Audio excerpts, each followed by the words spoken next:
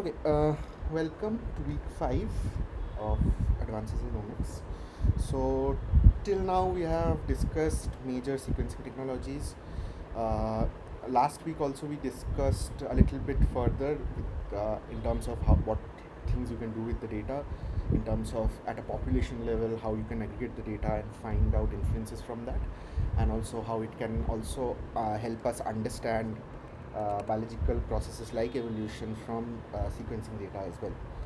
So today we'll be continuing on that path about how you can get inferences from sequence data. If you have sequence similarity with other species samples, what kind of inferences you can measure, and so on and so forth. And then we are going to talk a little bit about other type of omics data. So right now, like for the previous few sessions, mostly we have been focused on genomic data.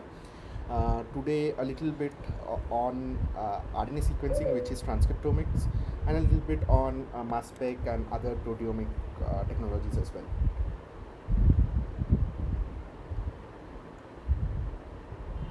Okay, so let's get started. Now, the idea is that if you have, say, for example, you have a DNA sequence from a human individual, and you are trying to find out what differences or how similar are DNA sequences of, say, for example, a chimp and a human, right? So you look at particular regions in the genome. So generally, how we do this kind of exercise is by looking at specific regions in the genome, not the whole genome together. But also you can look at the whole genome together if you want. But it is better to look at specific regions so that you know that the function of that region is this. So if there are any similarities or dissimilarities, the interpretation becomes much more easier, that the function is either deviated or the function remains the same, and so on and so forth. So what inferences can you get if you have a very similar sequence versus you have a very different sequence? So we have different names for that. So orthologs, paralogs, and homologs. So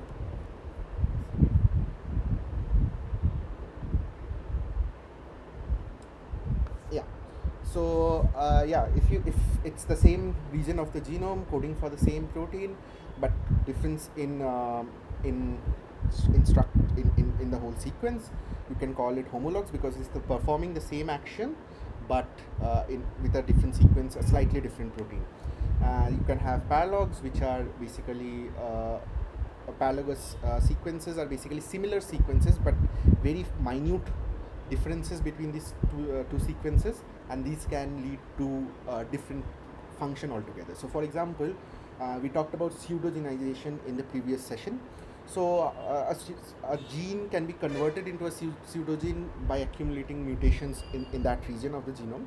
So these small mutations, which actually cause loss of function of the duplicated gene and keep the function of the original gene. So these are known as paralogous sequence variants, because the two regions are very similar in nature. There are only, say for example, the whole region is 1000 base pairs. There are only 5 base pair differences between the original and the pseudogene.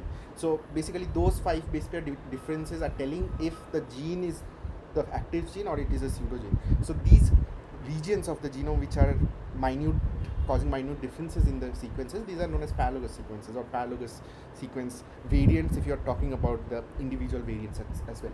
So you can identify evolutionary related genomic sequences. So if you have a chimp DNA and a human DNA of a particular protein, and if they are, say, matching 99% and 1% difference, you can find out what that 1% difference is actually causing in a biological sense. So yeah, so that is one way to do it.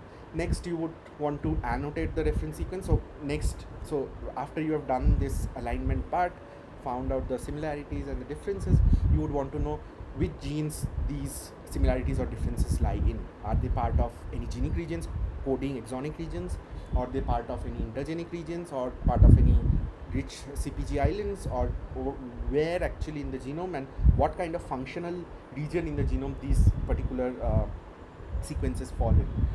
Then we do another set of alignment. We have not discussed global alignment and local alignment, but the general idea is that local alignment, you take a much larger reference and a smaller read, and you try to align in a particular region. And the global alignment is basically you try to align whole one sequence to a whole another sequence of similar length. So generally we do alignments like that, and then you identify these conserved regions. So the whole purpose of this exercise is to find out what regions are similar and what regions are actually dissimilar in or what variants are present, right? And then we try to identify it in a visual manner in some plots. Okay, so here is an example. So histone, as you know, is a protein found in eukaryotic DNA, eukaryotic basically nucleosome. So what is histone? Histone is a positively charged octamer protein. So it has 8 units, 8 subunits. Basically, it makes up the whole protein. So there are multiple types of histone proteins. H1 is one of them. H2, H2A, H2B, like that. There are I think 6 or 7 types of histone proteins, and histones are found across almost every eukaryotic organism present, right? So these positively charged molecules, they wrap around basically the DNA is negatively charged, so it wraps around the histone octamers, and it creates a beads on string structure. And when you condense it, you have high histone rich region, which is the heterochromatin, and low histone rich region, which is the euchromatin. And basically the accessibility of the DNA is much higher in the euchromatin compared to the heterochromatin, and basically it regulates transcription, right? So histone is a protein that is very commonly present in across almost all eukaryotic organisms. And now if you say, for example, I take 5 species: human, chimp, mouse, rat, and cow, and I try to find out between these residues, this is a particular region in the histone residue, right? And this we are talking about amino acid sequences, these are not genomic sequences, right? So what we are trying to do is we are looking at 60 amino acid length region, and in that we are trying to find out which regions of this protein are conserved and which regions are not conserved. So for example, so depends on like what kind of substitution of the amino acid has happened. So if it is a positive amino acid is replaced by a positive amino acid, or a negatively charged amino acid replaced by a negatively charged amino acid, or basically a hydrophobic amino acid replaced by a hydrophobic amino acid. So generally, if you have a higher proportion of a particular amino acid at a particular position, you can say that this region is conserved, and if you do not have that, it is not conserved. So in this image, what they have done is basically there are 5 species. If it is conserved in more than half, which is like if it is present in 3 or more, it is conserved. If it is not, it is non-conserved. So basically the idea is there are also some regions of the genome which are having different types of amino acids, right? So if I'm not wrong, one is positively charged, one is negatively charged. I'm not particularly sure which one is which, but anyway, so there are different the substitutions has happened with respect to different types of amino acids, right? So so what you can do is you will see is between human and chimp, the sequences look almost similar. There is no difference at all. But if you see across the other mammals compared to human and chimp, and there are differences. So this is one region where, say for example, almost all the 5 different species have different amino acid residues at that position. So this is a non-conservative region, a non-conservative location, and the idea is that if you have a non-conservative location, that means that that particular amino acid residue is probably not inherent to the function of the protein, right? You can change that amino acid a little bit, but the protein would function kind of similarly and it is not going to cause a loss of function or any kind of disruption for downstream processes, right? So you have these regions in the genome where certain amino acids are conserved, certain amino acids are non-conserved. So regions of the genome, regions of the protein where the amino acid is conserved, the idea is that they are very important functionally. If you change that amino acid, probably there is going to be some sort of loss of function or some reduced functionality of the protein. So like that, if you do not have an idea about the functionality of the protein, or in terms of which amino acids are more important to the protein compared to others, we do a sequence alignment like this, and we find out regions in the genome where where it is fully conserved versus it is not conserved, right? And there are certain boundaries, right? So this is one boundary versus this is one boundary. Between these two boundaries, all the amino acids are the same between this and this, almost all the amino acids are the same. Now the idea is that if that region of the amino acid is the same, that means that set of amino acids are conferring some important function to the protein which is inherent to the protein itself. It does not matter if it is in a cow or a human or versus a chimp or whatever. That is essential to the function. So what I was trying to say is, if you have a protein of which you do not know which amino acids are present where, so for example, if these set of amino acids are present in the active site or not. So generally amino acids present in the active site will be very highly conserved, because those are confirming the functionality of the protein or the enzyme, right? So those amino acids will be very highly conserved, and regions of the protein where it is not so important, and it's basically, it does not confer the function of the protein, that those regions can be non-conserved or semi-conserved. But the idea is that if you have sequence data, from the sequence data only you can try to find out how through evolutionary mechanisms, divergence or convergence of two sequences has occurred. That is the most important part, that if you have two sequences or multiple sequences, you can find out if there is an evolutionary convergence or a divergence compared across the species. Right? So so how we do that is through alignment algorithms. I have discussed a little bit about the alignment algorithms earlier. You have a scoring matrix, you have certain certain penalties, and certain algorithms that you use to kind of align a particular region to another region, a particular sequence to another sequence, right? So what this alignment will tell us, it will tell us which regions of the genome or the protein or the amino acid, whatever you're doing the alignment for, which of these are most important, which of them are actually conferring the function to the protein or the amino or the basically the mRNA transcript if you're doing with respect to genomics. And also you can understand the evolutionary forces behind that, basically if a particular species has diverged or it is converged compared to other species. So that is the general idea of alignment.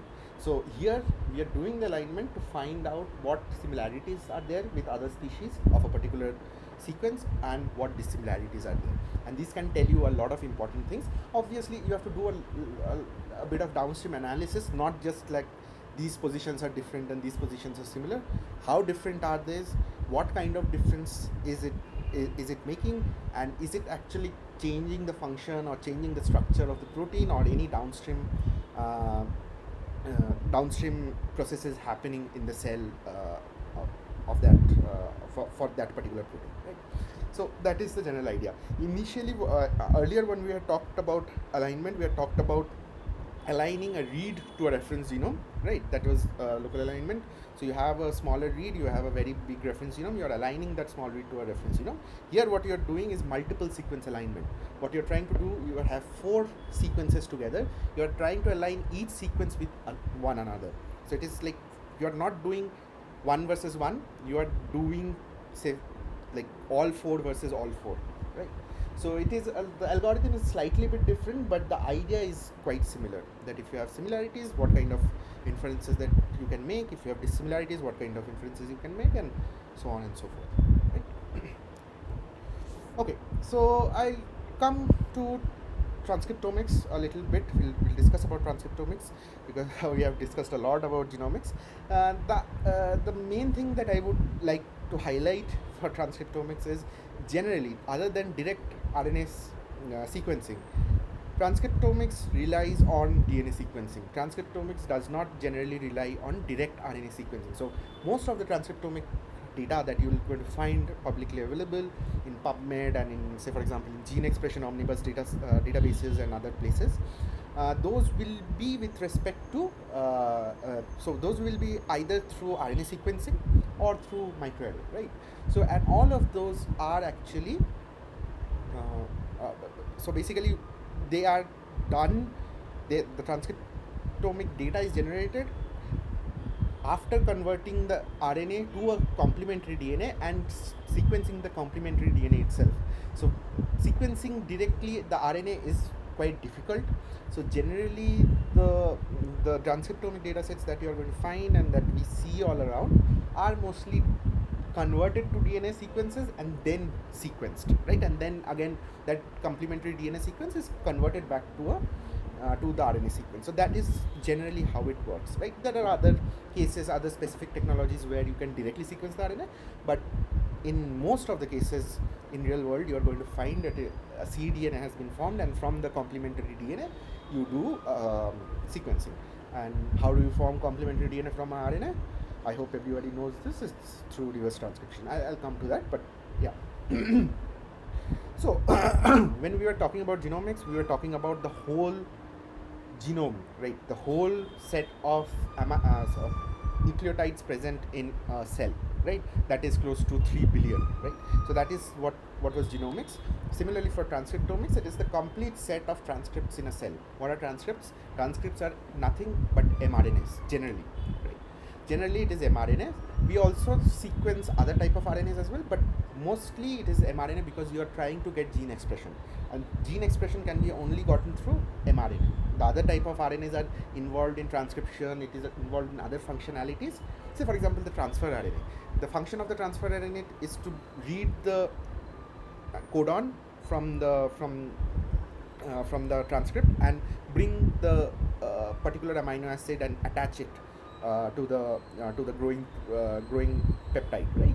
So when translation is happening, when transcription is happening. So there are other RNAs as well which are involved in these processes, but they do not generally tell you about gene expression. What we mean by gene expression is basically how many copies of mRNAs, generally, how many copies of mRNAs can I find of this particular gene in my samples, right? So the higher the number of transcripts, the higher the number of mRNA, the higher is the expression, and the lower the amount of mRNA, the lower is the expression, right? So so the transcriptome is the complete set of transcripts in a cell or a population of cells for a specific physiological condition or of a particular stage of development or whatever, or a particular experimental condition if you're doing some experiment, right? So in general, you will have long non-coding RNAs, you will have small RNAs, you have transfer RNAs, ribosomal RNAs, but these are not informative of the gene expression. For gene expression, we mainly look for mRNAs, right? So so yeah, moving forward, we are going to mostly discuss about mRNA sequencing because that is the most common of them, and like that is the most kind of informative part of what we want to know. Now, so what analysis or what kind of inferences can you get from a transcriptomic data? So firstly and most importantly, gene expression levels. If there is a change in gene expression level, how would you know if there is a change? So the idea is, say for example, you have a sample of cells. Say for example, let's say you have taken liver tissue, right? You have taken liver tissue, you have taken like a part of the liver tissue, and there are a lot of cells inside that liver tissue. What you want to do is find if a particular gene responsible for a particular some functionality, is the functionality getting increased or decreased after you treat it with some chemical. Say for example, you want to treat a set of liver cells in a liver tissue with some medication that actually reduces certain enzymes of liver, right? Say for example, you are treating it. It's a fully hypothetical scenario I'm talking about. I'm not sure if you can do it in real life, but the general structure, general idea you can follow in real life. I don't know specific to this example, can you have medications for liver diseases and so on and so forth. I'm not going to details of that. I'm just giving an example, a hypothetical example. So say for example, you have a set of liver cells in a liver tissue. You want to treat it with a particular chemical, and you want to see, does particular gene expression increase or decrease after the treatment with that chemical. So what you do, you have a control sample. Use not a single set of samples. You have, say for example, 3 biological replicates of the control sample where no treatment has been done, and then you have 3 replicates of the treated samples. So in total you have 6 set of samples, 3 of them controlled, 3 of them treated. What you do, You do RNA sequencing of the control samples, you do RNA sequencing of the treated samples, and then you compare the gene expression levels of this of your particular gene of interest between your control and your treated samples. So that is, in statistical terms, it is known as differential expression analysis, or differential expressed genes, right? So you can use a statistical method to find out if a particular gene is getting overexpressed or underexpressed. So scenarios like these are ideal scenarios for RNA sequencing, where you want to quantify the level of gene expression before and after a treatment, or before and after some particular developmental stage. So this can also happen, right? So for example, in a petri dish, you are growing some stem cells, and through, say for example, 3 months of growing, you reach a particular organoid, right? So from stem cells to the organoid, differentiation has happened in this past 60 days. And if you take if you do RNA sequencing in all of those individual days, you are going to see how the gene expression pattern is changing when developmental stages are going on.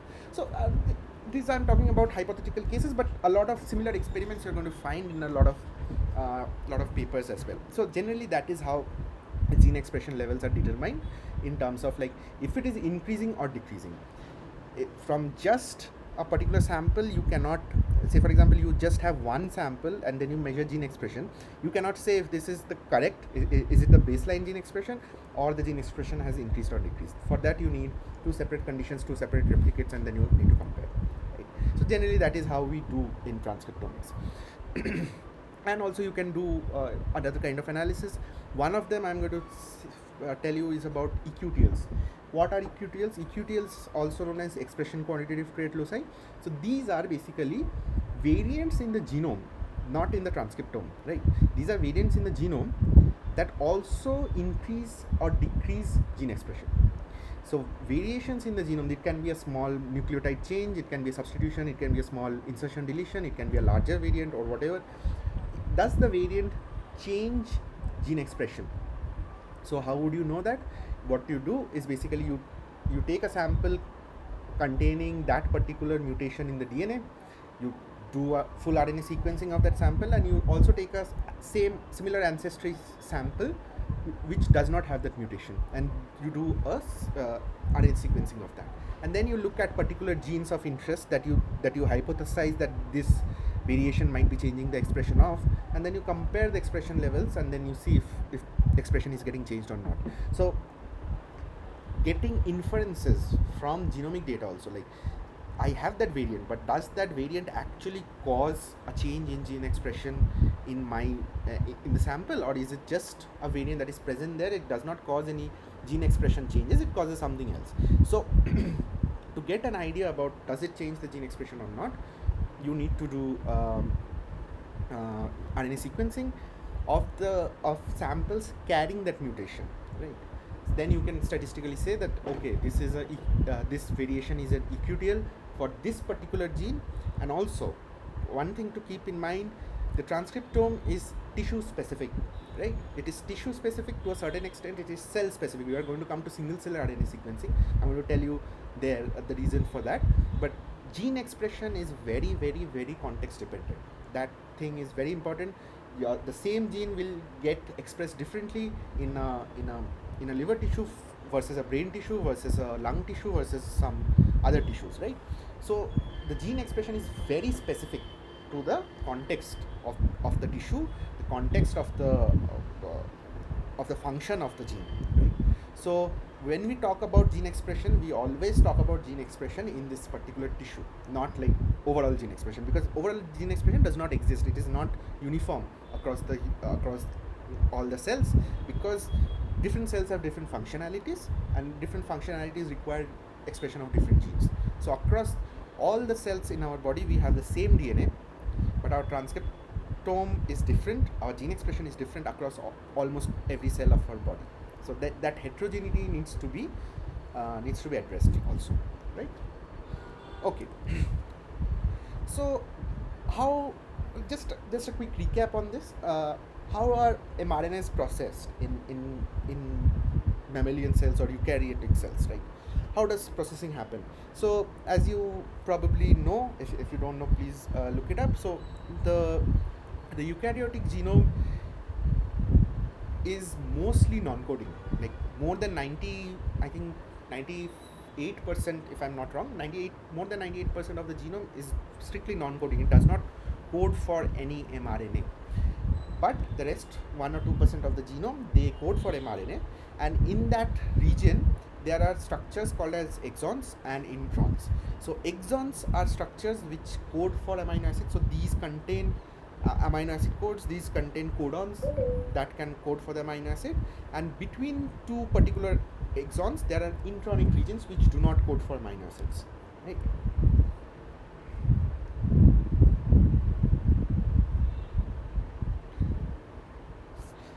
Yeah.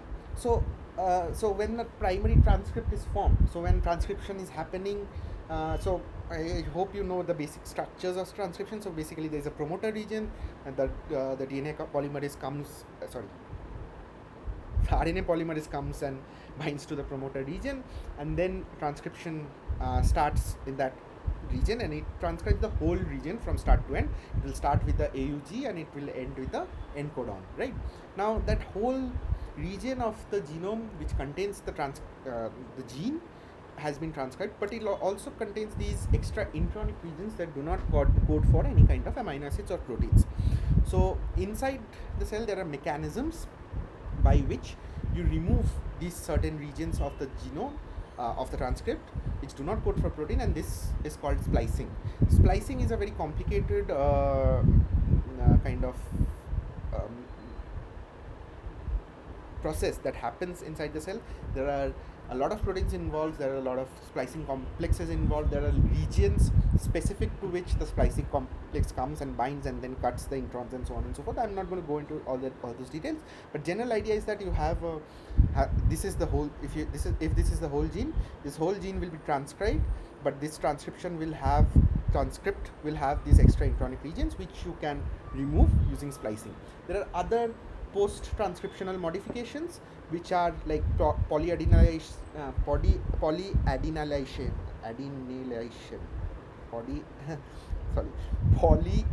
you're just basically adding a poly A tail. So there's a long tail of AAAs, so A is adenosine, so you have a long tail of A's, and you add it to the end of the 3' end of the mRNA to make it more stable, because the tail is very unstable. So to make it stable, you have a poly A tail added to that, polyadenylation.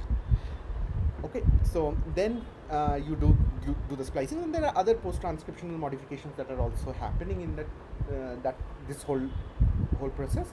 But the idea is that you basically remove the introns and you do the splicing, and you get the functional mRNA, which is a 5' to 3' mRNA with a poly A tail, which is going to be around 100 to 250 base pairs depending on some context. So this is how generally mRNA processing occurs.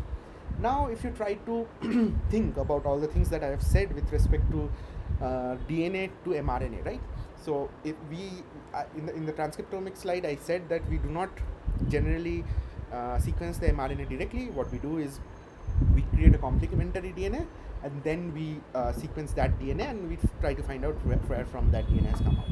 But the issue there is that you have removed all the introns from the transcript, right?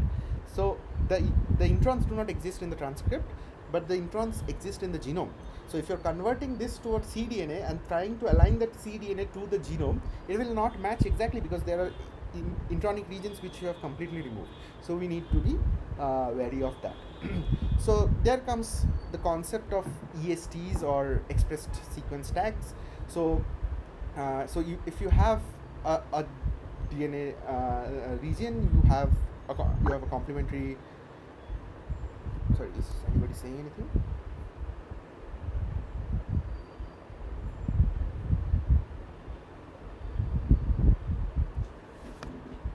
Oh, that's an interesting question. So I'll tell you how. I'll give you a scenario for this. So you don't need to understand. So the analysis that you're talking about, that say for example you are giving miRNAs or say shRNAs, some of those RNAs, and you're trying to knock down the expression of a gene, right? So the idea is that, again, like if you want to find out if your particular miRNA or your shRNA is actually causing gene regulation, or it is reducing or increasing the expression of a gene, what you do is basically you have a set of control samples, right? You have, say for example, 3 control samples where there is no miRNA treatment. Then you take another 3 set of samples where you give the miRNA treatment, and then you compare the gene expression between your control group and your miRNA treated group. So if there would be a change in expression, you can find it using statistical methods that this particular gene is getting underexpressed or overexpressed.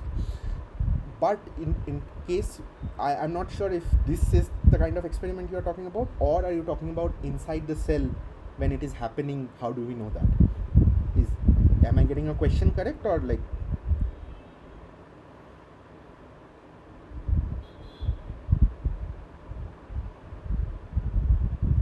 Yeah. So if that is happening, so that is what I'm saying. So for example, you want to create a particular probe which knocks down the expression of a gene. So how would you do that? You create a complementary probe to the actual mRNA that you are trying to silence, right? So that you know the sequence of the actual mRNA, and you create a miRNA which is complementary to the actual mRNA. So what will happen is basically you use that miRNA in your treatments, treatment cells, treatment tissue basically, and then that miRNA or shRNA or whatever type of RNA you are trying to use to knock down that gene expression will function, and it will knock down the expression. Now you have a control set of samples and you have the treated set of samples. So compare, you can know that if it is actually causing a decrease in expression, or it is in some cases it might not cause. So that also you can get to know. But if you want to study it within the cell, like actual mechanism by which miRNA mediated gene regulation is happening or shRNA mediated gene regulation is happening, then I don't think you need like full RNA sequencing. What you need is targeted RNA sequencing. So you need to create probes for that particular gene and check if changes in expression is happening or not. I hope I have answered your question. Is it okay, or is there still any confusions?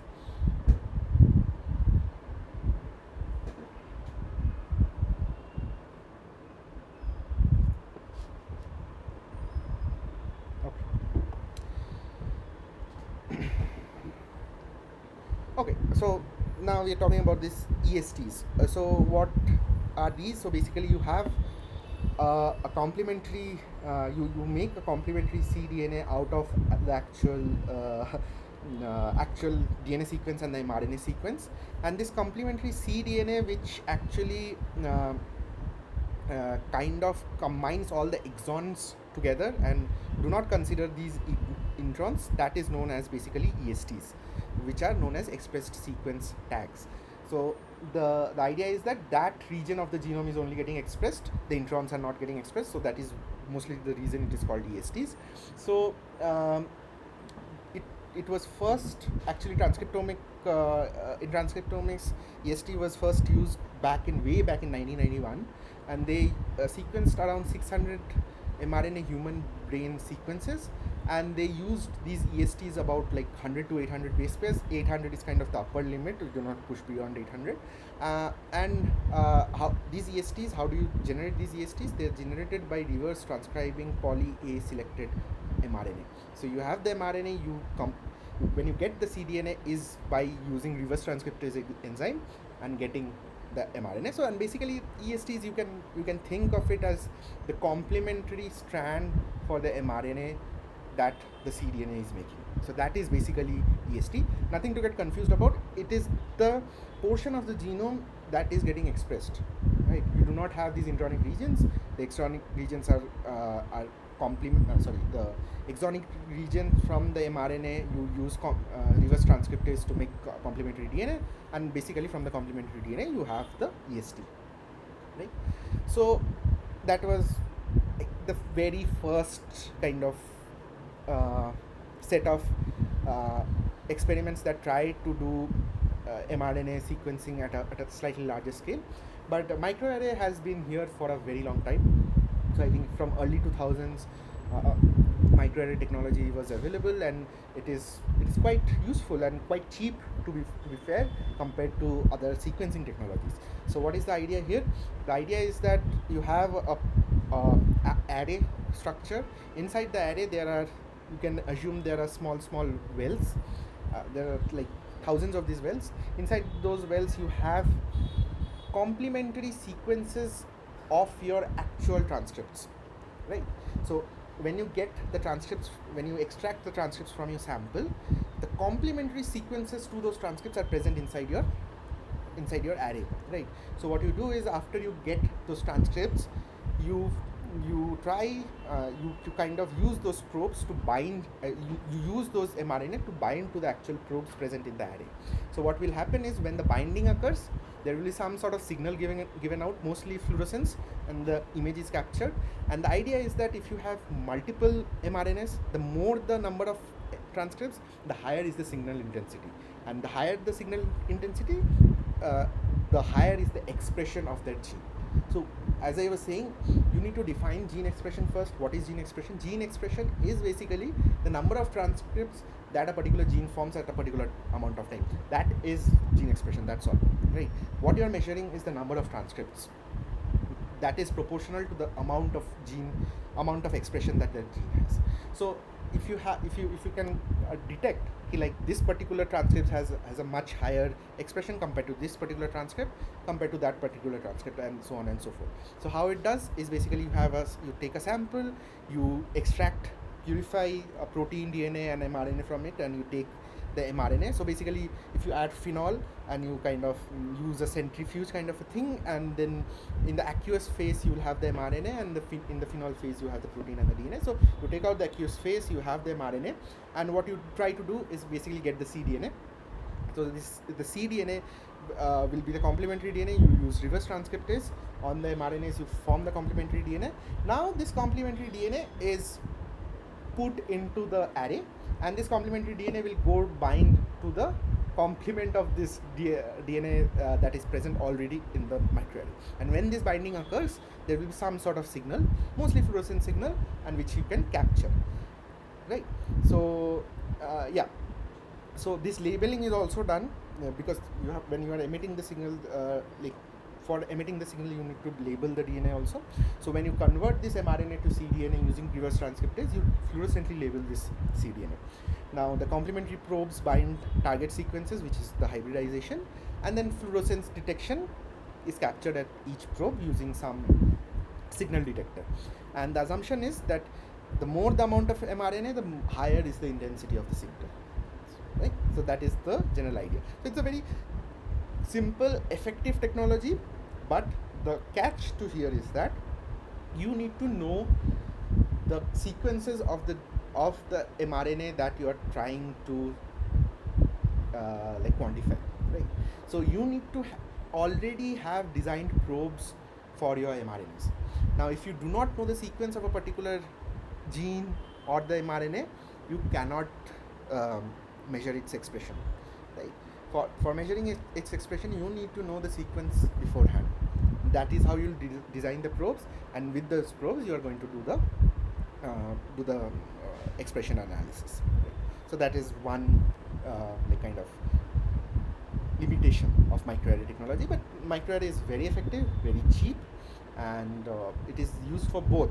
It is nowadays it is mostly used for this kind of work, transcriptomics work, but if you go back to a few years, it can also detect, like we have also discussed in genomics also, that it can also detect single nucleotide variations or small variations that you already know might be present.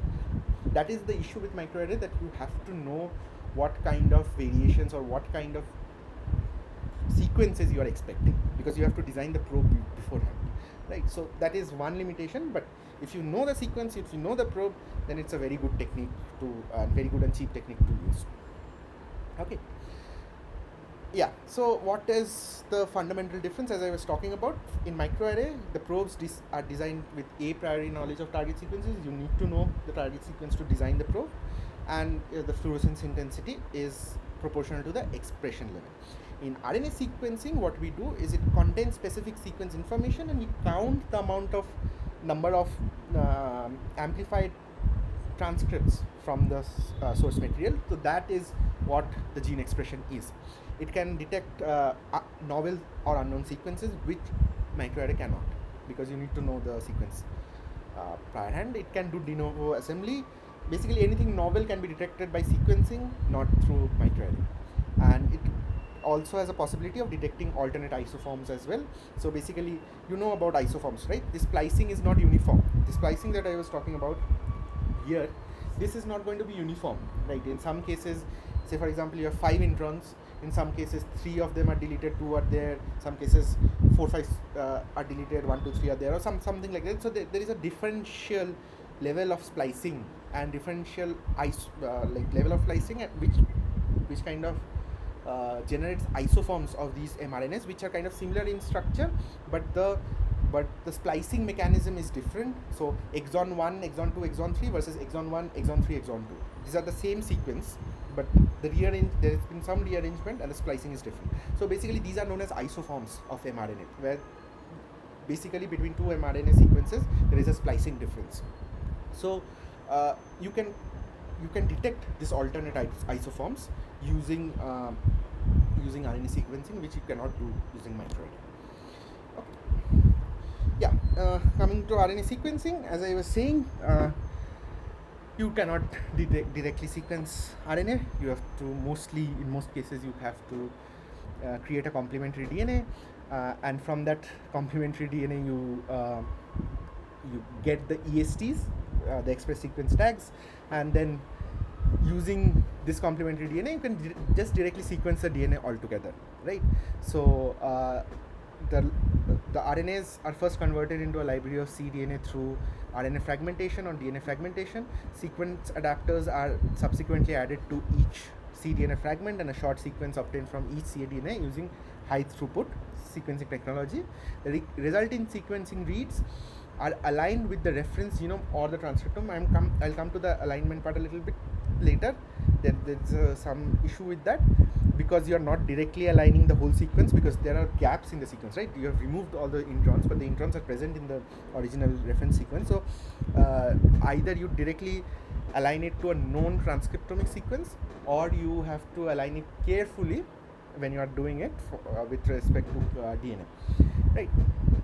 Yeah, so the resulting sequence reads are aligned with the reference genome or the transcriptome, and are classified into 3 repeats: exonic, junction reads, and poly-A tails. These 3 types are used to generate a base resolution expression profile for each of the gene, and basically this expression is with respect to a yeast open reading frame. But yeah, yeast is also a eukaryotic organism, so splicing and everything holds here.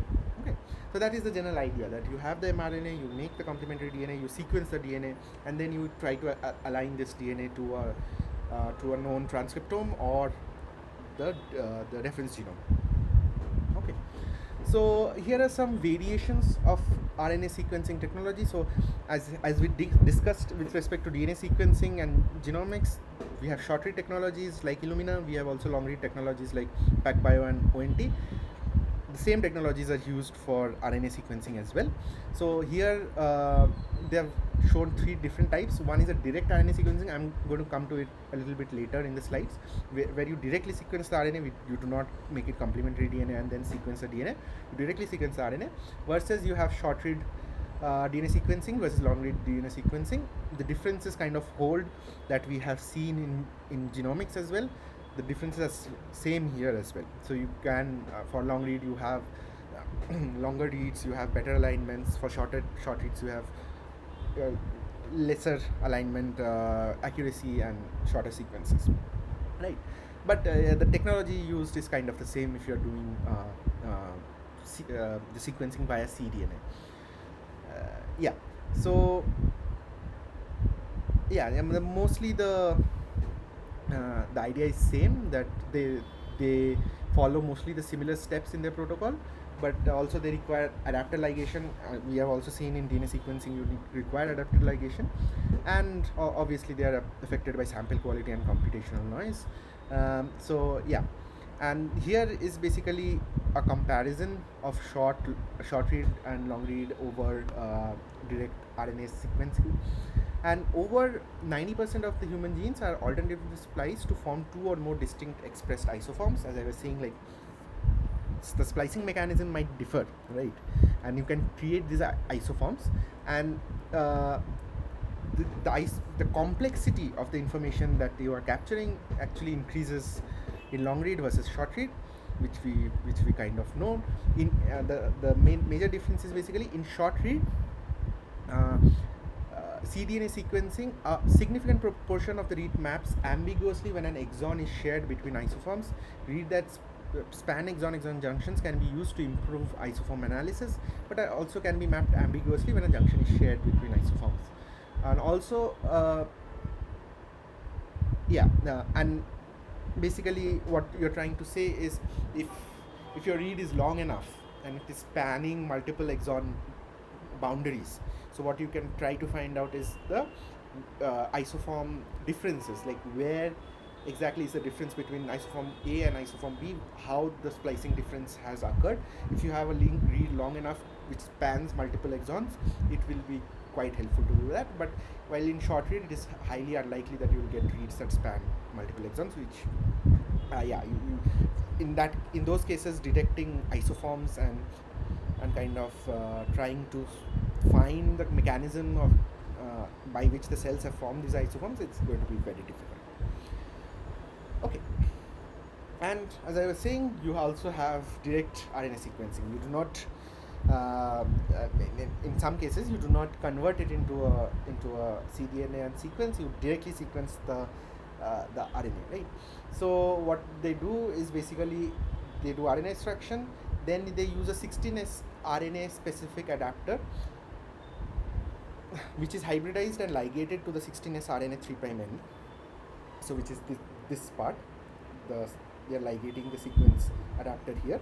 So this is the adapter, this is the RNA, this is the cellular RNA, and this is the adapter that it is getting attached here. And then the sequence adapter bearing a RNA motor protein is hybridized and ligated to the 3' overhang, which is here, right? And then the sample is loaded into a MinION flow cell, which is MinION is I think, if I'm not wrong, ONT. MinION is ONT, if I'm not wrong, right? And basically, here you are checking for current differences, but so here also, as you are doing in ONT, you pass it through a port, it checks the differences in current, and you can directly get the RNA sequence from here, right?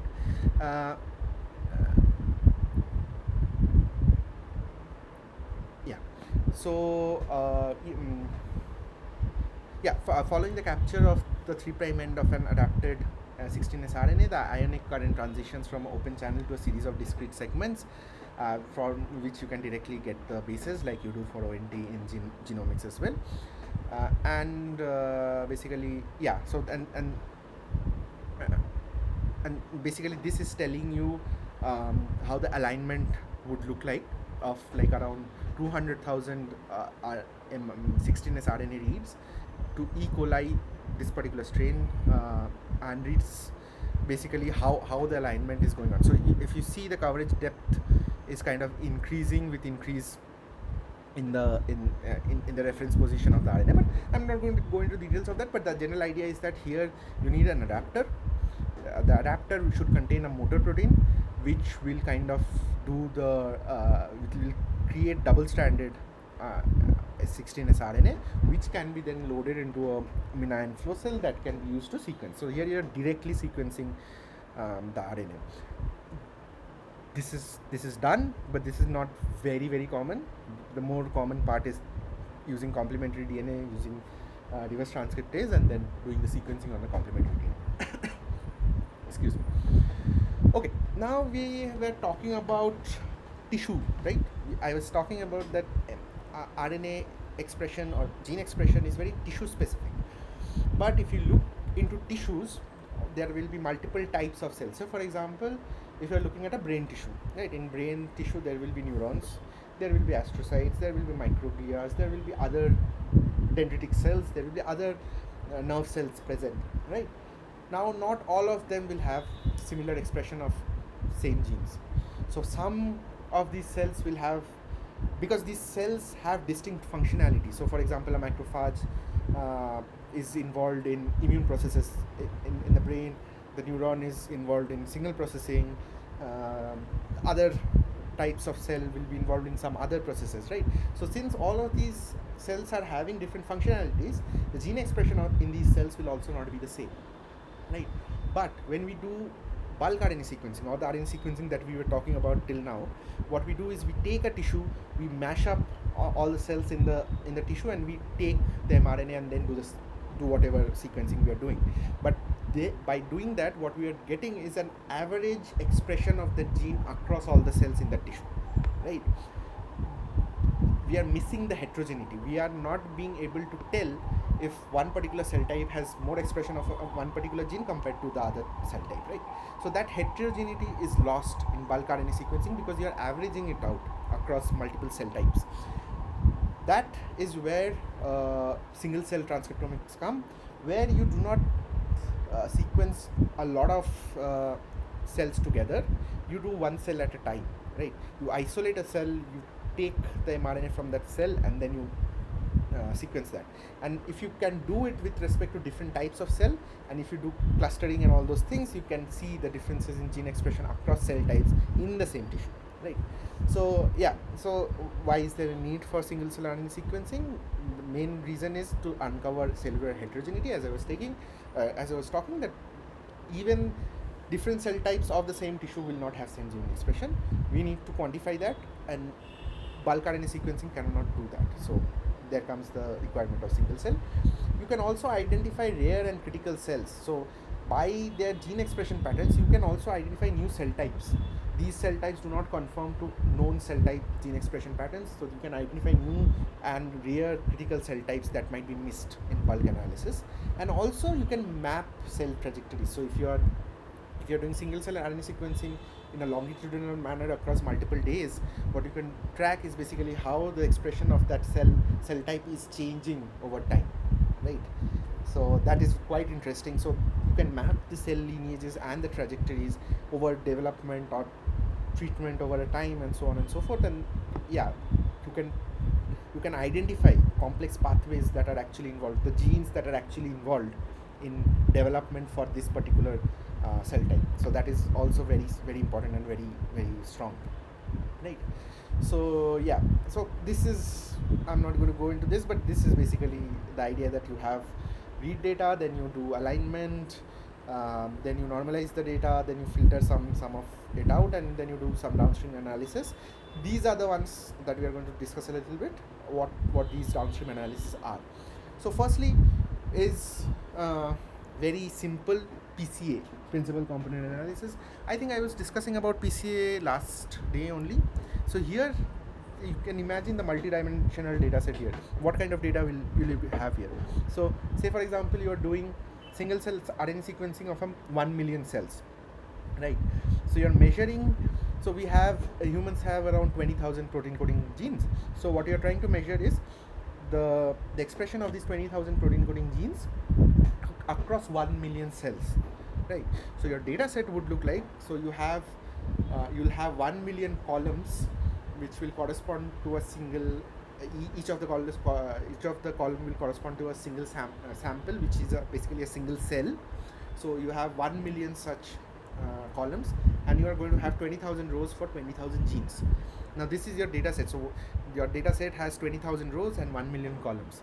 That's a very high dimensional data set. Now how do you reduce the dimension of that data set? Using PCA.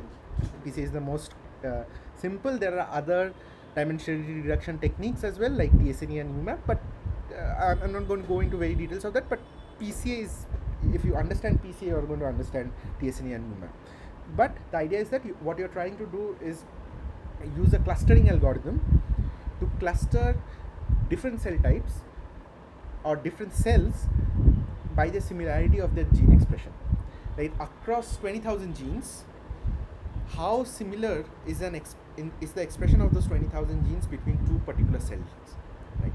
Based on that, you are going to do hierarchical or K-means clustering, and then you find clusters like these, right? So there are specific clusters that have come up. This is a TSNE plot, but you can also think of it as a PCA plot, PC1 versus PC2, right?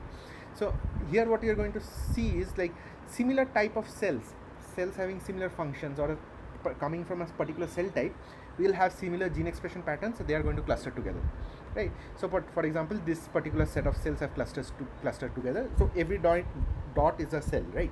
So all these cells are clustered together. This is some H9 prime cell. You have small number of endothelial cells as well. So all these cells are clustering together based on their gene expression across all the genes. So you can visualize this using some dimension reduction technique, and you can cluster these cells with the similarity with respect to their gene expression. And also what you can do is you can use marker genes to identify what cells they are. Now say for example, you do not have, forget you have this legend in this plot. You have done just unsupervised clustering, and you have gotten these set of clusters. Now you do not have information about when these cells are clustering together. You know that they are having similar function and probably of a similar cell type, but you do not know what cell type that is, right? Because you have no idea where these cells have come from. So what then we do is we use gene expression patterns. Say for example, if you have done this with all immune cells, so B cell and T cell will have different expressions. They are going to cluster differently, but certain genes in B cell will be overexpressed, certain genes in T cell will be underexpressed or overexpressed, and using the pattern of those gene expression, you can tell what cell type is there. So for example, CD36, if I'm not wrong, is a very good marker for B cells. So if you just if you can kind of imagine this as like if you color these cell types by their expression of particular genes, and say for example only this cluster has very high expression of a particular gene which is a known marker of a particular cell type, then you know that this particular set of cells are that cell type, right? So what you are doing is first you are clustering, then you are checking differential expression differential gene expression across these clusters of marker genes. What are marker genes? Marker genes are genes that are known to be expressed more in one cell type compared to other, right? So using that pattern you can annotate these set of cells to a particular cell type. So that becomes very important, and that is one of the major workflows for single cell RNA sequencing. But to give an overview, the idea is that you can you instead of doing bulk RNA sequencing together, which will just give you an average gene expression across all the cell types in that tissue, what you are doing is you are segregating. What you are doing is you are not doing a bulk sequencing of the RNA. You are taking each cell, extracting RNA from that cell, and doing the sequencing. From a chemistry perspective, from a wet lab perspective, it is quite difficult. I have not been involved in any kind of single cell RNA sequencing experiment, so I also personally do not have an experience of how it actually happens, the sequencing part, because it is going to be very difficult. It is very difficult to extract sequences, DNA or RNA from single cells. Extracting single cells is very difficult. So I am not very sure about the chemistry about how they do that, but it is definitely doable, and there's a lot of data that has come out through single cell RNA sequencing, right? Okay, so the next that we come to is what is known as RiboSeq. What is RiboSeq? RiboSeq is a method that identifies translating ribosomes. They protect specific regions of the mRNA from the ribonuclease degradation, and these ribosome protected mRNA fragments are called ribosome footprints, and the number of ribosome footprints indicates the level of active translation. Now see what you are doing here. You are not measuring gene expression here with RiboSeq. What you are trying to measure is how much translation is actually happening, right? So active translation is happening or not, right? That is what you're trying to measure here. You're not just seeing how much transcripts is abundantly present in the cell. What you're seeing is how much of those active transcripts are actually getting attached to a ribosome and actually translating to a particular polypeptide chain or a protein, right? So these ribosome protected mRNA fragments are called ribosome footprints, and the number of ribosome footprints indicate the level of active translation. This can be used to identify actively translating ribosomes, which is useful for studying protein synthesis. When these fragments are sequenced, ribosome positions on mRNAs can be precisely mapped, and translation activity can be studied in detail. And it involves freezing the ribosomes and treating cells with ribonuclease enzymes to digest unprotected mRNAs and isolate ribosome footprints. So what you want is basically a ribosome complex with some mRNA inside that ribosome. You can extract that and kind of sequence that mRNA trapped in the ribosome. Then you can get an idea about this translation part, not the transcription, right? Because you do not from this you are not going to find out how much abundant that particular transcript is actually in the cell. What you're seeing is how much of the transcript is actually getting translated to a protein. So RiboSeq is a very powerful method for doing that. So yeah, unlike traditional methods, RiboSeq focuses only on ribosome protected mRNAs that are being actively translated. So this is the distinguishing factor for RiboSeq. So next we come to proteomic technologies. Just give me a moment, I'll be back.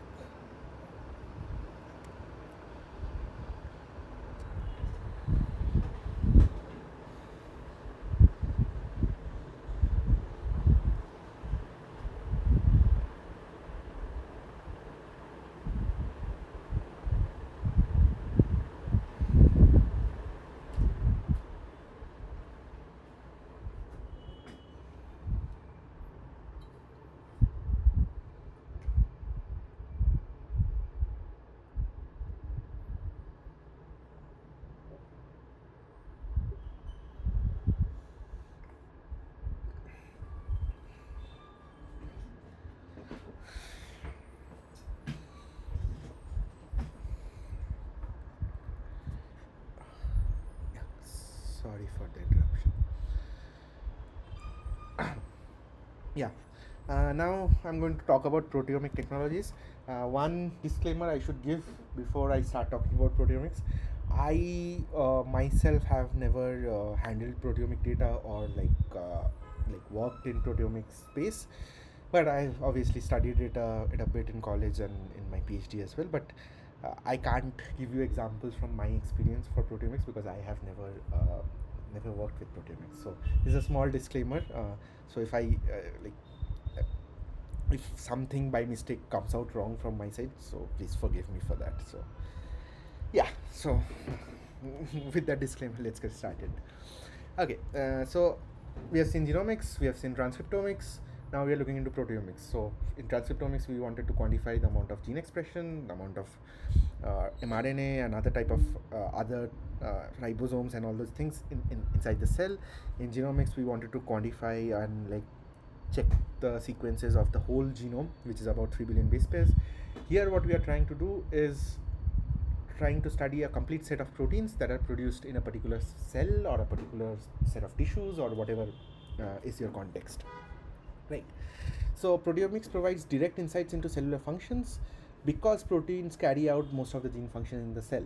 So the idea is that with respect to genomics and transcriptomics, you can obviously make some predictions on if a particular individual will have some abnormalities or some gene expression will change or whatever. But with proteomics, it's more downstream, right? So because ultimately, whatever be the gene, whatever be the RNA, the protein from the gene and the RNA is going to do the functionality. So studying the proteins itself is also very important, because if you don't study, you do not find a link between these different technologies and basically the whole central dogma of biology, right? So it provides direct insights into the cellular functions because protein carry out most of the gene function in the cell. Proteomic study focuses on the study of proteins, their structures, their interactions, and their functions. Proteomics can be used to study the expression of proteins, mostly, which is the case that we do this mass spectroscopy and all those things. There we check the abundance of peptide sequences, basically the expression of proteins. But also you can study structure of proteins. It is a little bit into biophysics and structural biology, but it also to a certain extent comes under proteomics as well. Additionally, proteomics can reveal how proteins are modified, such as by post-translational modifications. This is very important part, right? So From DNA to mRNA, you can predict that this mutation can cause change in amino acid at this position, and a particular disease can happen. What you cannot predict from uh, gene expression data and genomic data is basically what kind of modifications does the protein have at the final stage of its functional form, right? So that is not possible to tell from genomics and uh, transcriptomics. That we definitely need to study the proteins separately. And it can also provide information on movement of proteins between subcellular compartments, and as well as their involvement in metabolic pathways and interactions with other proteins as well. So yeah, uh, we have three type of proteomic analysis. We have bottom up, where you have smaller peptides and you separate and you check the expression of these peptides. Middle down is basically larger peptides, and top down is full proteins together, right? So we have different levels of studies of proteomics, but yeah, we can we do it generally depending on the requirement.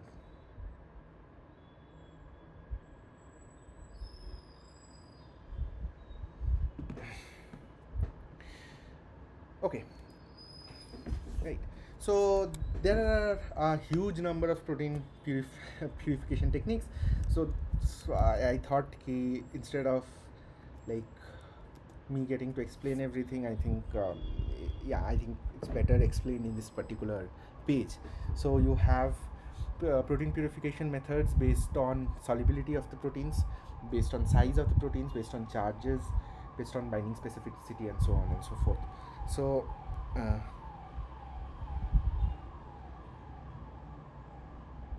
just give me a moment. I'm just one moment.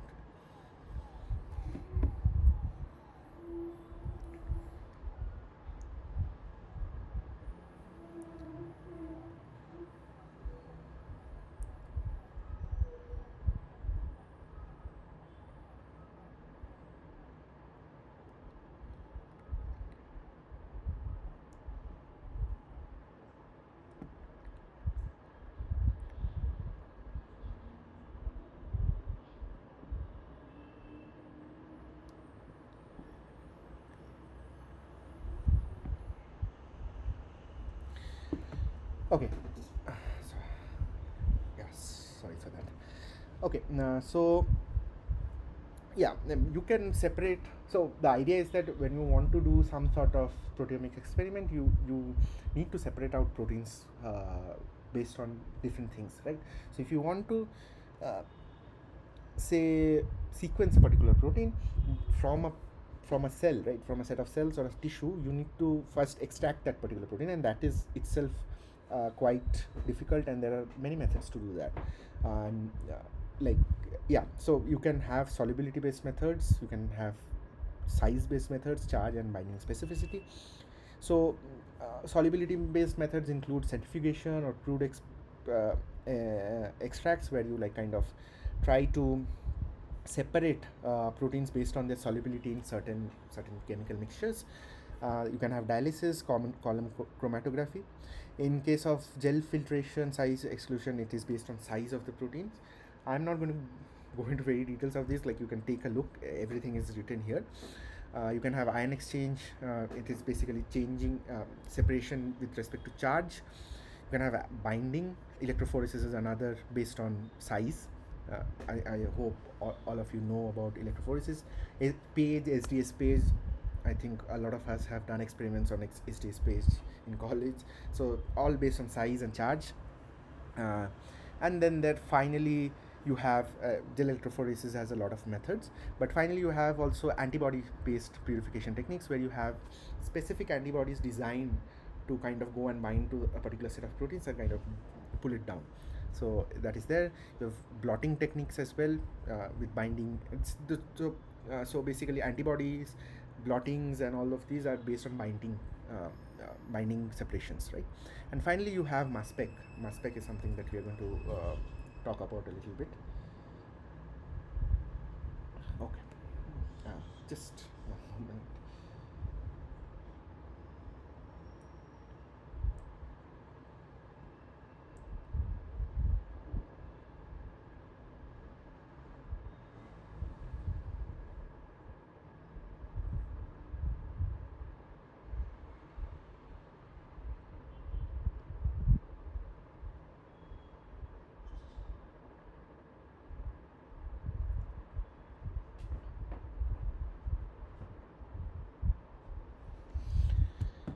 sorry again. Yeah, mass spectrometry is something that we're going to discuss in the coming slides. But yeah, generally these are the details. I'm not going into very details of this, is because I have not particularly been involved in techniques like that.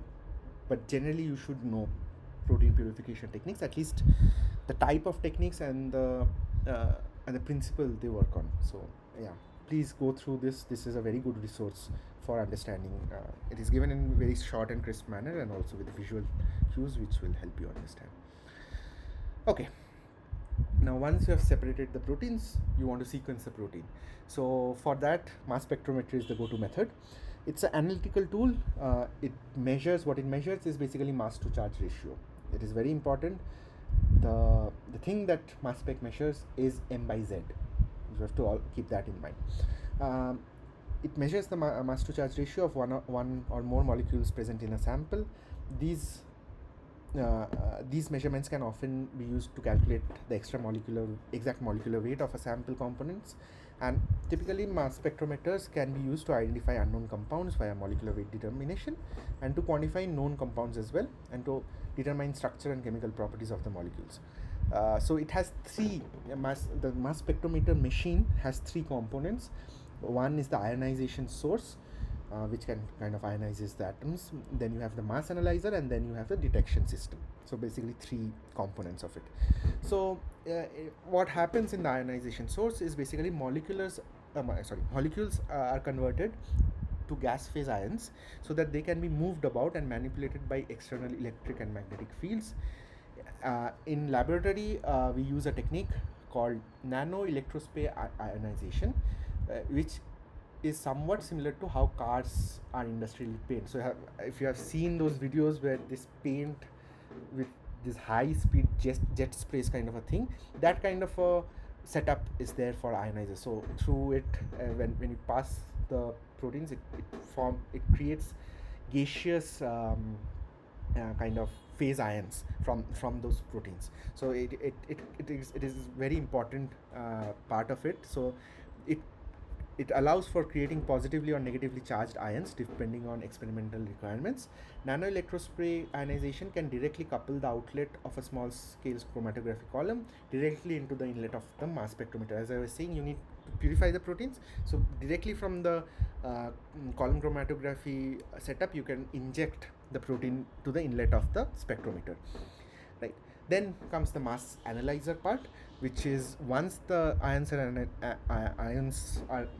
atoms are ionized and ions are sorted based on mass to charge ratio, right? So once it is ionized, you have the mass analyzer which kind of sorts these ions based on mass to charge ratios. There are a number of mass analyzers currently available. I think TOF, if I'm not wrong, is one of the mass analyzers. Each of them have trade-offs related to speed of operation, resolution of separation, and other operational requirements. So the specific types are also discussed in this particular article. I have not mentioned here. And also there is finally the mass, after the mass analyzer, the ion detection system, where the separated ions are then measured and sent to a data system where their m by z ratios are stored together along with their relative abundance. A mass spectrum is simply, so this is the mass spectrum. It is simply the abundance of m by z ratios of ions present in a sample plotted against their intensity. So this is the abundance, which is the intensity, and this is the mass by charge ratio of particular positions of the protein, the amino acids that are present there. Right. So each peak in a mass spec shows a component of unique m by z in the samples, and the heights of the peak connote the relative abundance of various components in the sample. So you have, the higher the peak, the higher is the intensity. So if you have, say for example, peak here for mass by z ratio of, say for example, about 500, so the amino acids that are corresponding to m by z of 500, the intensity of those amino acid is almost very high, like it's very high. So again, this is kind of the signal detection that is also been done for genomic and transcriptomics studies as well, where there is a there's a image analyzer or a base caller also, so which can study the intensity of the signals and can assign a particular base or a particular particular base to that location. Here also it is the same. The M by Z is very specific to a particular type of amino acid, and you can quantify how many amino acids of these are present in the sample, and basically according to the intensity of the signal. Okay, so yeah, generally this is how it looks. So you have the ionization source, and then you have a mass analyzer of which basically analyzes the M by Z ratio. TOF, if I was this is the one I was talking about. Time of flight is a specific mass analyzer which is very widely used. And then you have the detector detecting the ions, and the signal processor, which kind of processes it to the peak plot that we find, and then you can assign each of these peaks to a particular amino acid.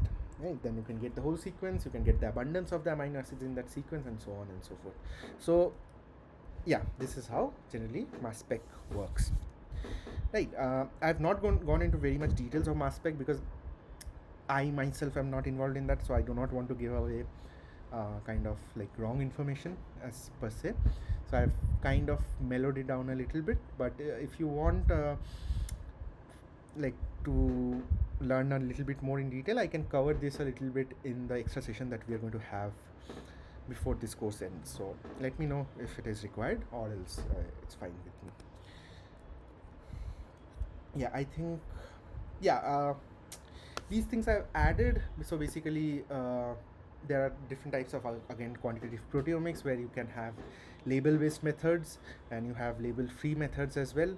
So basically what you do is before doing mass spec, you either label the amino acids or the proteins, or you do not label it. Depending on that, you have separate sets of these techniques. For label based methods, there are different types of labels.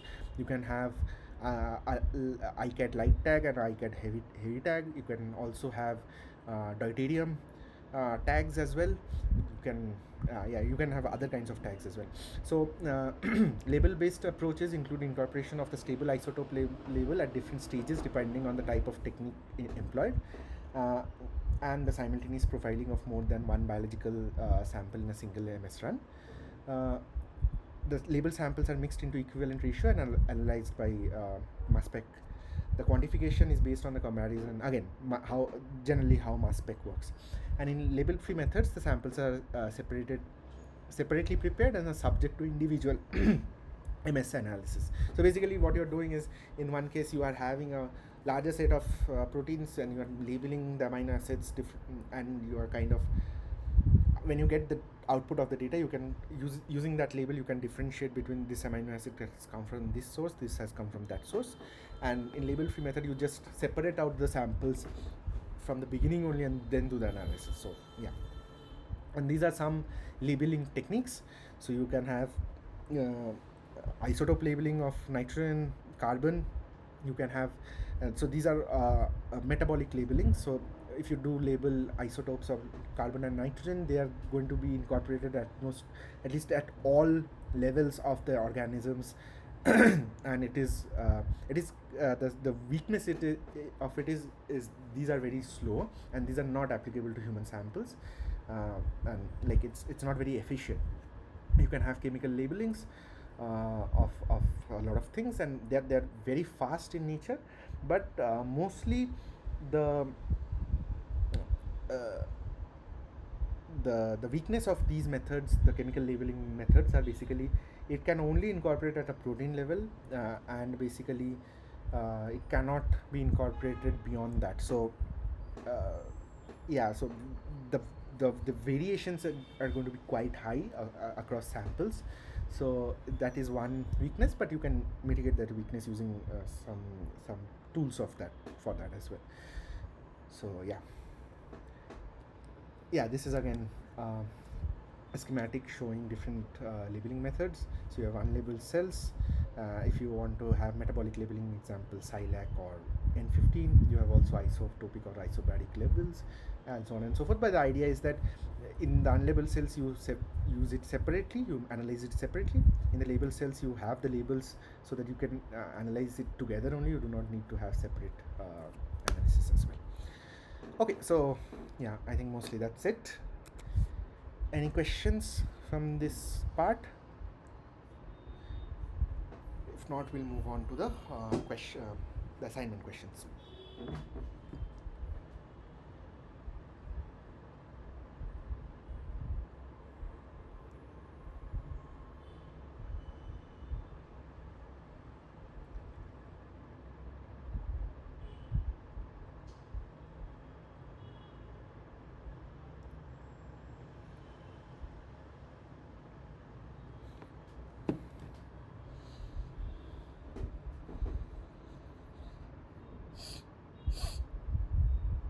Okay, if no questions, I'll move on to the question answer session. I'm just turning off my camera because I'm yeah. Okay.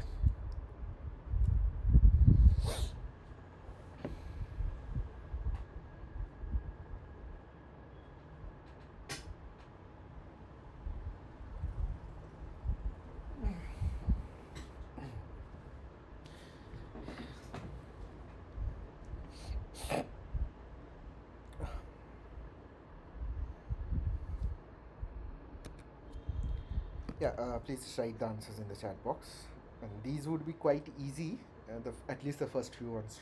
So please try to do it quickly.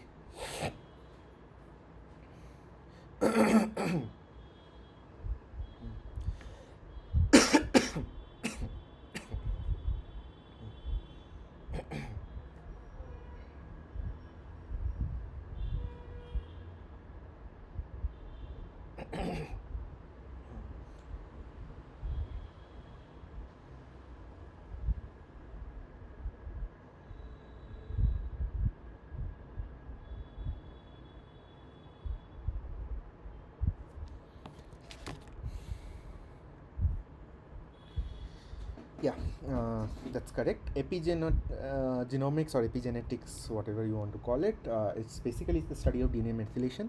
As I was saying, talking about histones and packing of DNA into heterochromatin and euchromatin. In, say, for example, you want to access the heterochromatin, the transcriptional machinery has to access the heterochromatin to transcribe certain genes there. So DNA methylation actually controls the accessibility of that region to the transcription machinery. So that is a level of regulation on top of basic transcription regulation. This is the first level of regulation, which is the accessibility of the genome at first. So DNA methylation is for that. Okay.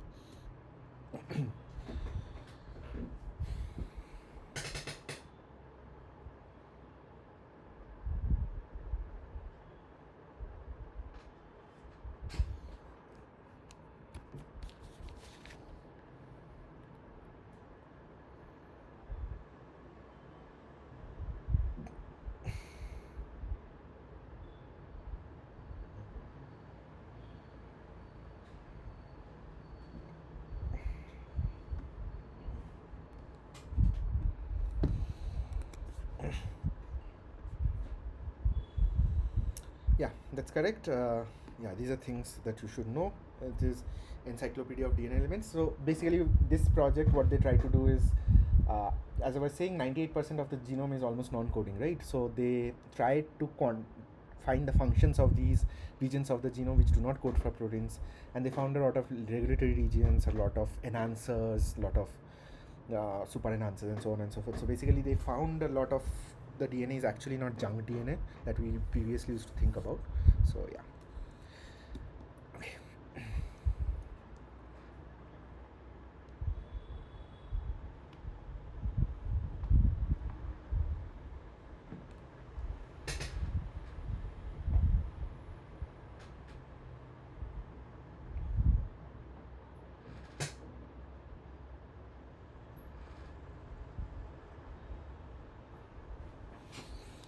This is also quite easy. Yeah, the correct answer is phenotype. As the name suggests, phenomics is for phenotype, genomics for genome, and transcriptomic is for transcriptome.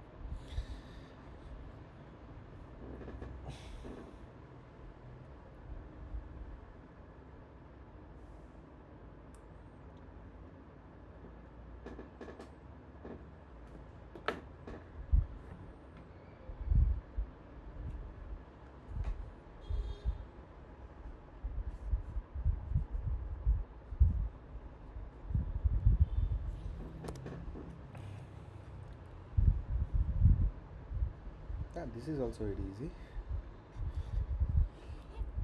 By the way, I think you should all visit the Earth Biogenome Project website. This is a very interesting uh, website, and they share the sequencing status of how many organisms they have sequenced, what kind of organisms, how many phylum they have covered, and so on and so forth. This is a very interesting website that you should visit. Yeah, the answer is all of life. Basically, they want to sequence each and every organism. Yeah.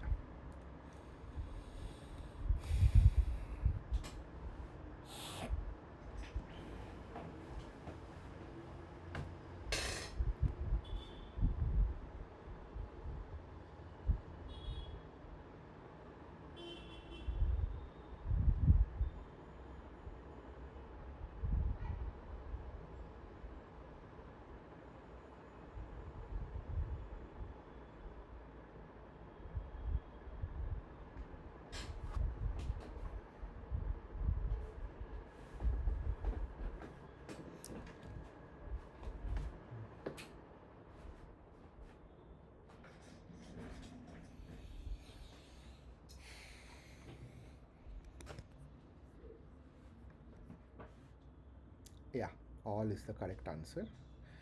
So these are all different types of centrifugations and chromatography.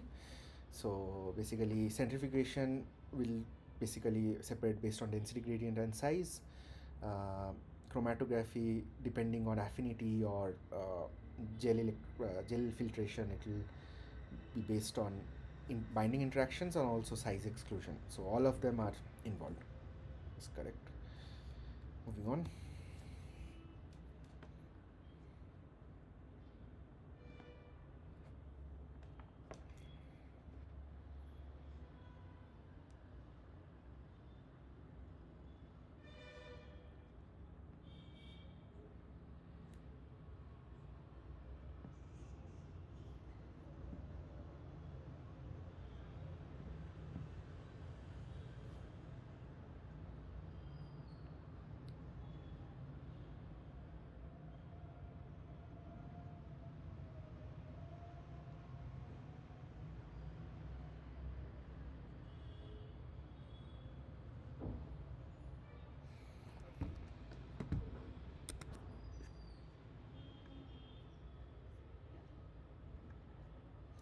Yeah, monkeys or chimps are basically the closest human ancestors. So basically, if you want to do a sequence conservation analysis, that the closest ancestor will have the most common sequence with humans. So yeah, that's correct.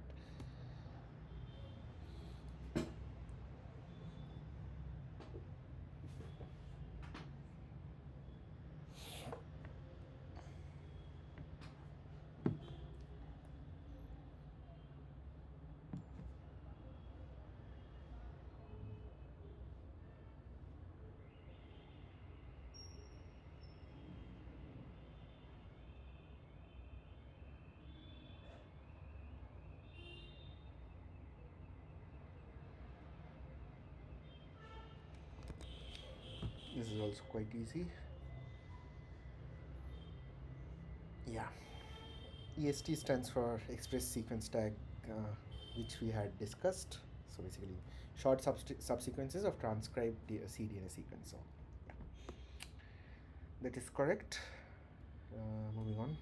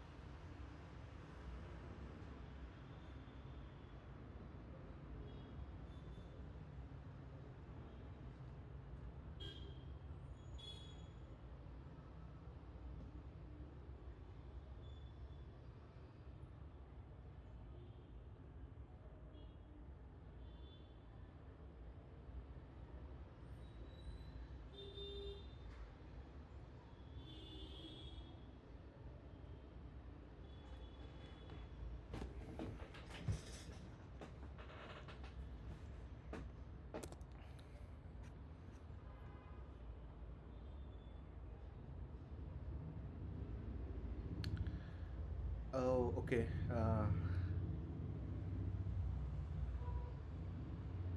Yeah, you can say that. You can say that, but depending, so which one? Yeah, this one, right? Yeah, meaning with respect to the options here, all of life is kind of the best option here because it does not include non-eukaryotic organisms. So, with respect to this question, I think all of life is a good option. But yeah, I agree that prokaryotic cells or prokaryotic organisms are not sequenced. So, yeah. Yeah, the languages could be better. Yeah.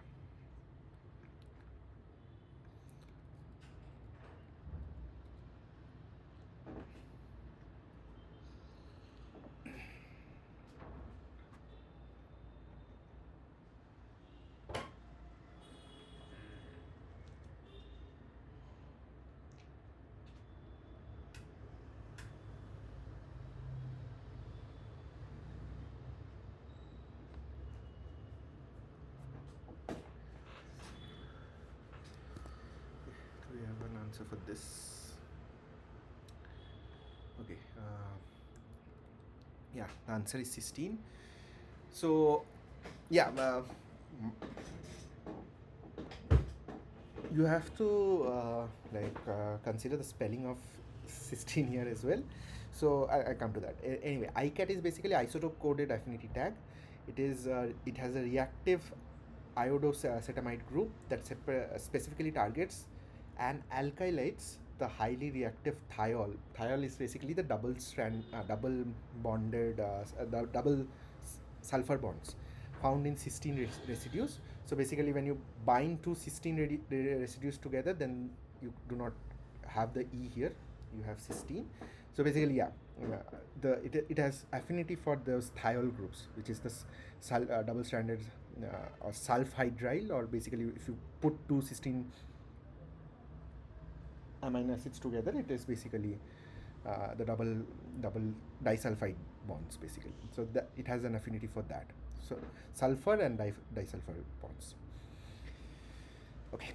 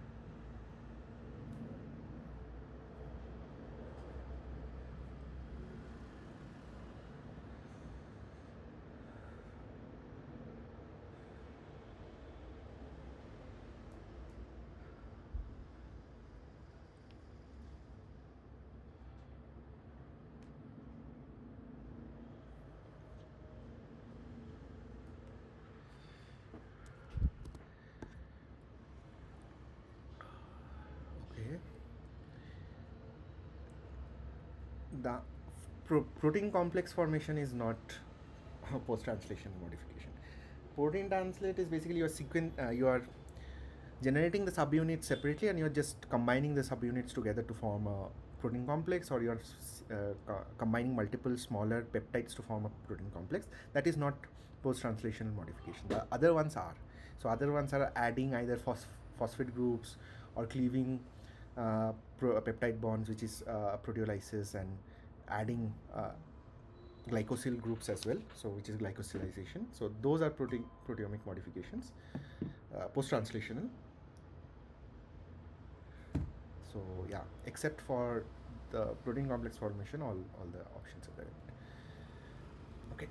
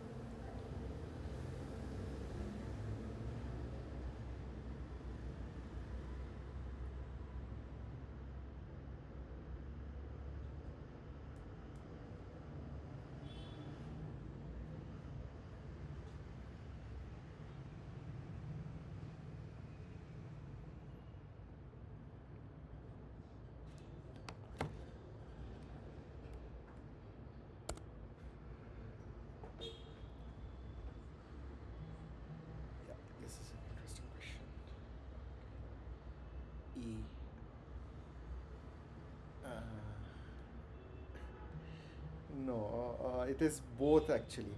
Monosome and polyribosome both are actually complexes of mRNA and ribosome together. When there is a single ribosome attached to mRNA transcript, that is a monosome, and when you have multiple ribosomes that will read the mRNA strand, they are simultaneously bound together, that is polyribosome. So monosome and polyribosome both are correct.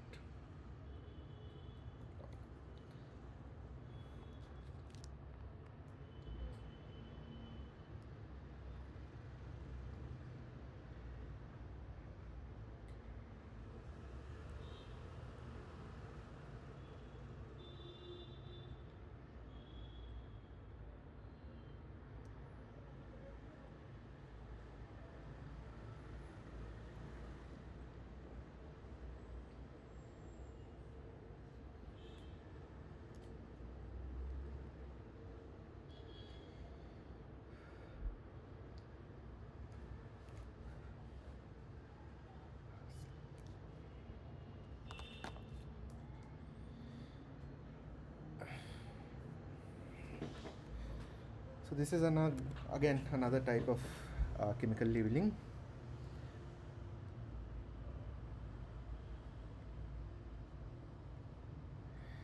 Okay.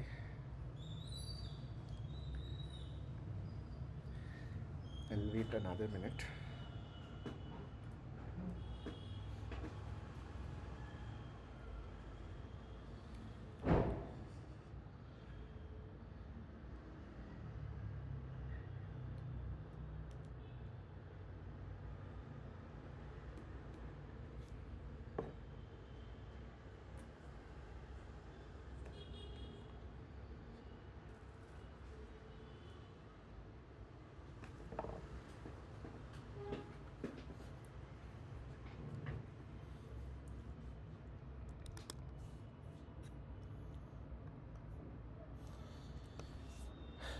Okay. Yeah, the answer is, I think somebody answered A, but it's the answer is all have same mass. The question is, in the context of iTrack, it is also a chemical modification, chemical tag. It has the unique property that it has all the same mass. So iTrack stands for isobaric tags for relative and abundant absolute quantification. So the isobaric term means that it has all the different tags have the exact same total mass. So as a result, identical peptides from different samples appear as a single peak in mass spec. So yeah, so they all have the same mass. That is the USP for iTrack. Okay.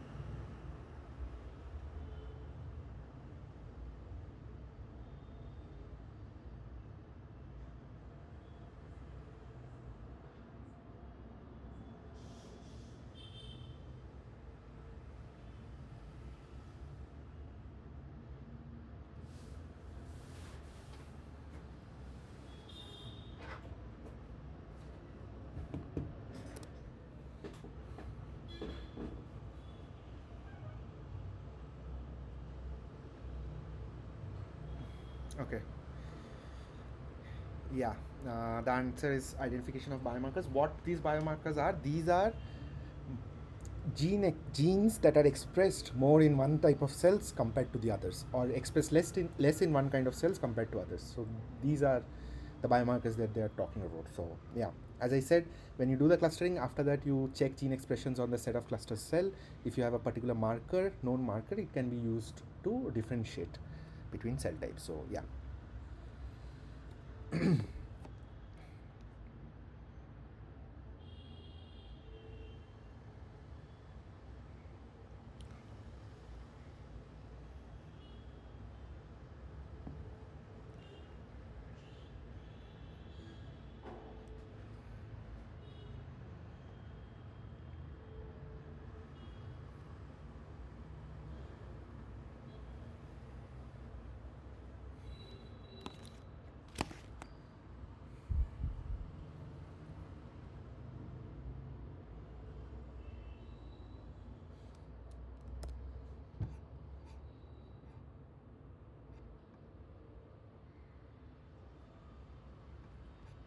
Okay.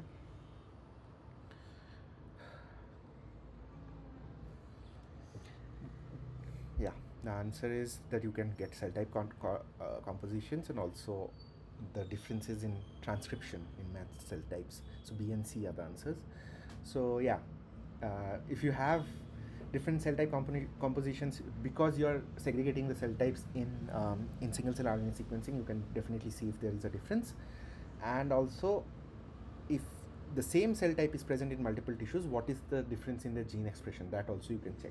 So if they cluster differently, separately in the space of PCA or UMAP or TSNE, then that is indication that even the cell types are the same, but their expression patterns are different in different tissues. So yeah, moving on.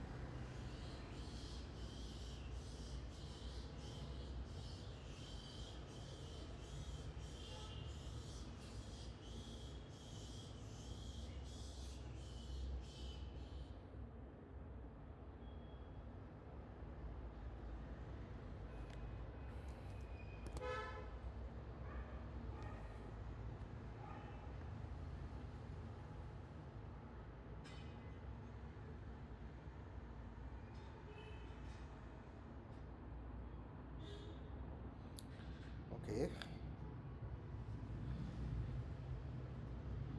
The answer is basically all of these.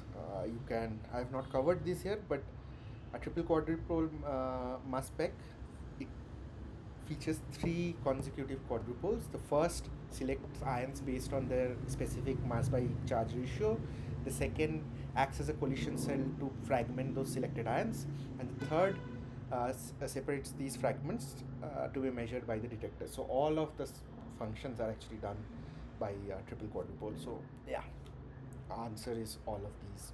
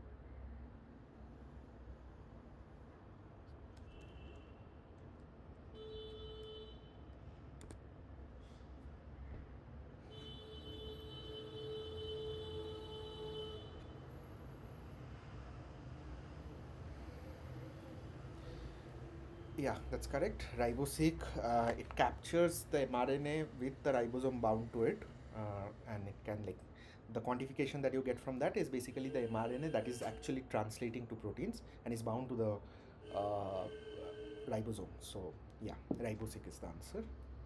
Okay, moving on.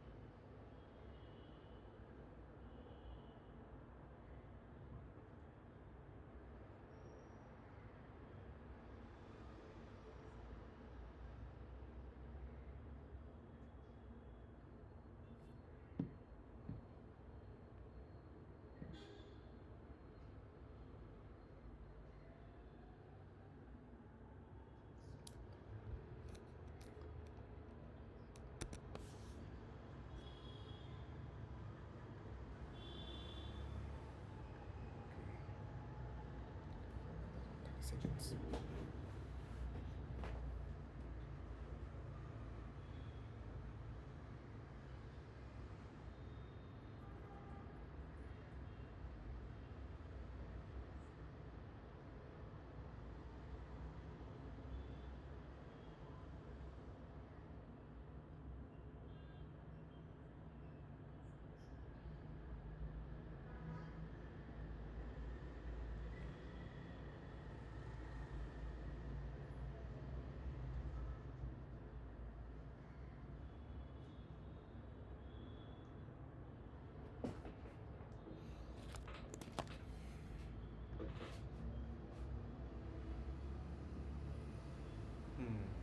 Okay. The answer is protein-protein interaction. I think a lot of you answered some extra options as well. But yeah, both of these, what you're talking about is co-precipitation. What is co-precipitation? It is like you're going to try to precipitate couple of peptides together, right? How would you do that? You would design a antibody specific to these two proteins, and then you try to precipitate that with the help of the antibody. Now, the binding between the antibody and the peptide, it's protein-protein interaction also, right? And in phage display also, they like basically, I think the immune cells, they display these peptides on viruses to find which ones actually bind to a target. So basically, the receptor displays the phage elements. So there is a protein binding going on there as well. So both of them are actually protein-protein interactions, two protein binding together, and one for precipitation, one for display. So both of them are PPIs. Okay.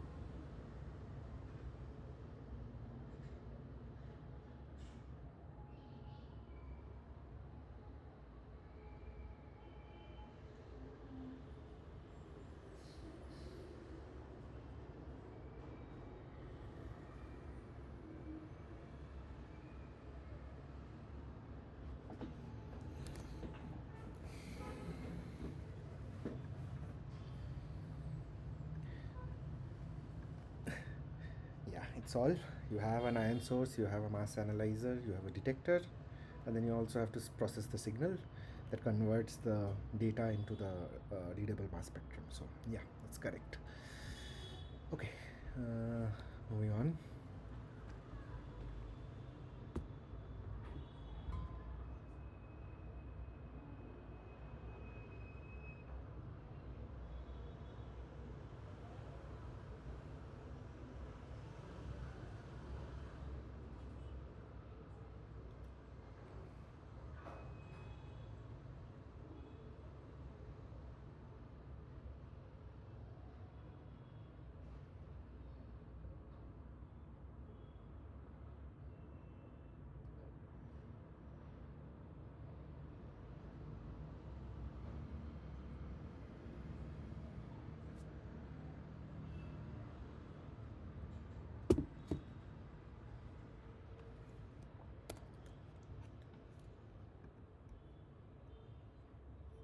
Okay, wait 30 seconds.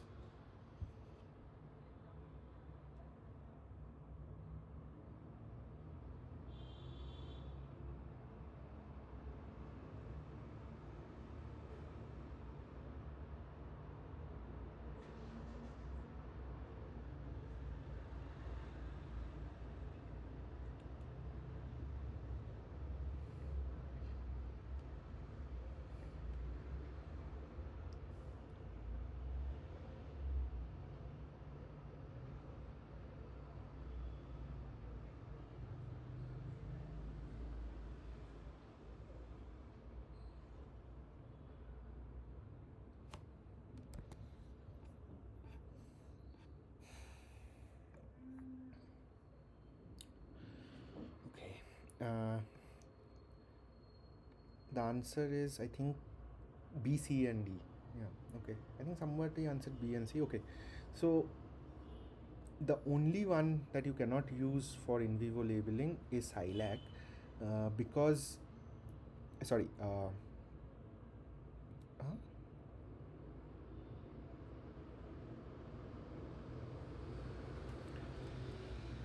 I think there is some issue with the options. Oh, okay. The answer is which cannot be used for. The question is which cannot be used for in vivo labeling. The idea is that uh, these three, the other ones, can only be applied after in vitro to peptides and proteins after they have been extracted from the cells. The iTrax, TMT, and ICAT. SILAC is the only one which can do in vivo. So the question was, which of the following cannot be used for in vivo? So only SILAC can be used for in vivo. The other ones can only be used after extraction of proteins or peptides from the cells. So yeah, the question was which cannot be used for in vivo labeling. So yeah, B, C, and D are the correct answers. Okay, move on.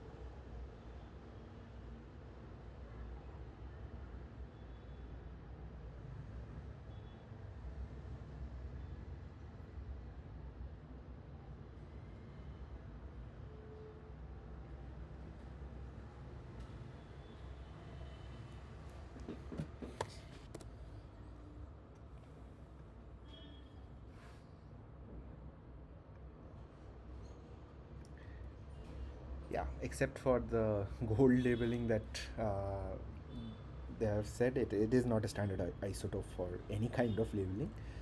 The other ones are, yeah, that's true. Sorry, that's correct. A, B, C are the correct answers. Okay, so yeah, this is the final question.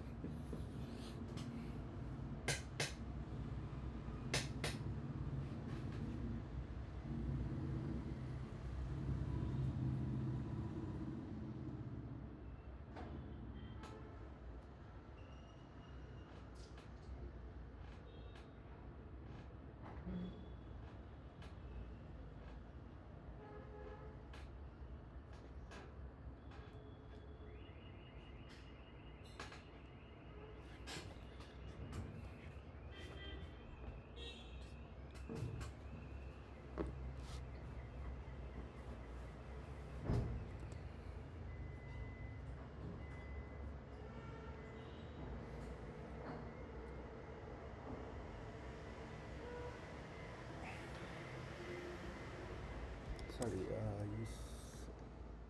okay. Yeah, so option C is correct. It stands for matrix assisted laser desorption or ionization. It is a ionization technique. Okay, so yeah, that's all from my side. Do we have any questions?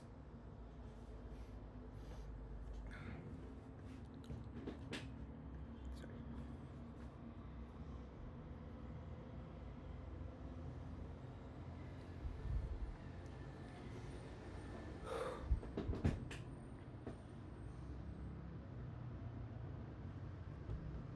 Any questions, any doubts? Am I audible?